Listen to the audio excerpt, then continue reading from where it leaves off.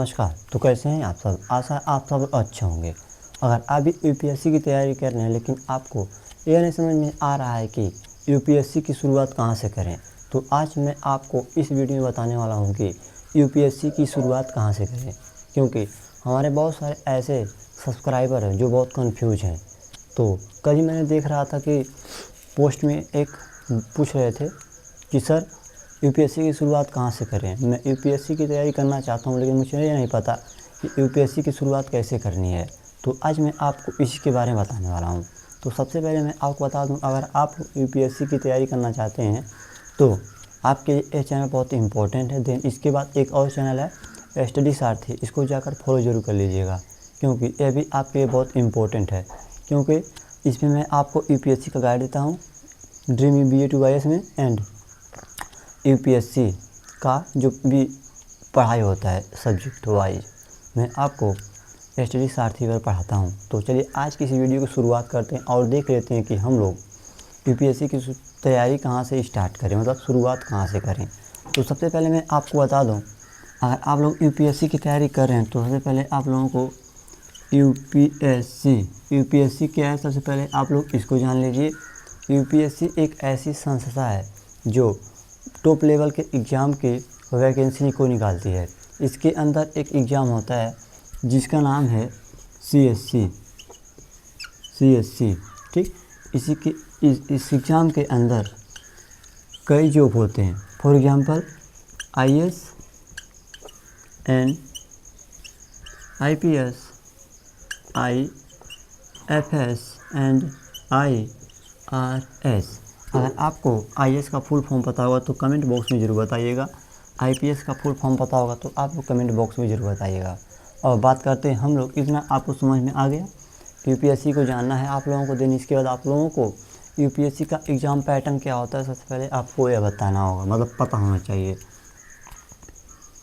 Exam pattern,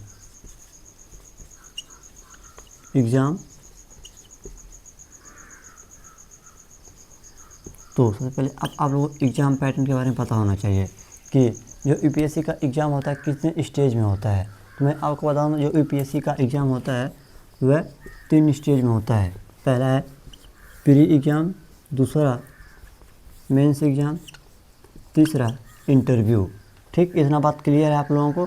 then इसके बाद आपको पता होना चाहिए कि जो एग्ज़ाम होता है कितने स्टेज में, इसके अंदर कितने पेपर होते हैं। तो मैं इसके बारे में भी आप लोगों को बता दे रहा हूँ। जो प्री एग्ज़ाम होता है इसमें 2 पेपर होता है, मेंस में 9 पेपर होता है। इंटरव्यू का कोई भी सिलेबस नहीं दिया होता है इसमें क्या पेपर होगा, लेकिन इसमें ज़्यादातर करंट अफेयर और आपके लाइफ से रिलेटेड सवाल पूछे जाते हैं इंटरव्यू में। देन इसके बाद आप लोगों को अब पता होना चाहिए कि यूपीएससी का PYQ, ठीक। इसके बाद आप लोगों को पता होना चाहिए PYQ से यह पता चलता है कि क्वेश्चन कैसे आते हैं, ठीक ना। इतना बात आपको समझ में आया होगा। देन अब बात करते हैं यूपीएससी का स्टार्ट कहाँ से करें। तो सबसे पहले आप लोगों को NCERT पढ़ना बहुत ज़रूरी है। NCERT बुक आप लोगों को पढ़ना बहुत ज़रूरी है। आप लोग कहेंगे NCERT बुक में कौन कौन से पढ़ें, क्योंकि अगर देखिए, अगर आपको घर बनाना है, अगर इसका नींव मजबूत नहीं रहेगा तो आप लोग सही से बिल्डिंग तैयार नहीं कर पाएंगे। ठीक, इसी पर यूपीएससी है।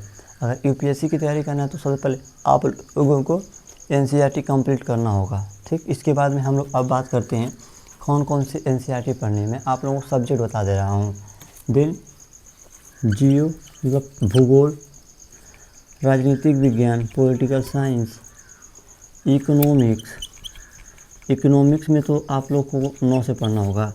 NCERT क्लास 6 से लेकर 12 तक के सभी सब्जेक्ट को पढ़ना है जो मैं आपको बता रहा हूँ।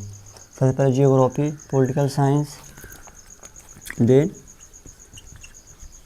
हिस्ट्री, इकोनॉमिक तो हो गया। देन ऐसे और सब सारे सब्जेक्ट हैं जो आपके लिए बहुत इम्पोर्टेंट है। अगर आप ये 3 सब्जेक्ट को भी पढ़ लेते हैं तो आप लोगों का फाउंडेशन बहुत अच्छे तरीके से मजबूत हो जाएगा। ठीक, अगर आपका कोई भी डाउट है तो आप लोग बेझिझक कमेंट में पूछ सकते हैं, क्योंकि यह चैनल आप ही के लिए बनाया गया है और आप ही के लिए बना रहेगा।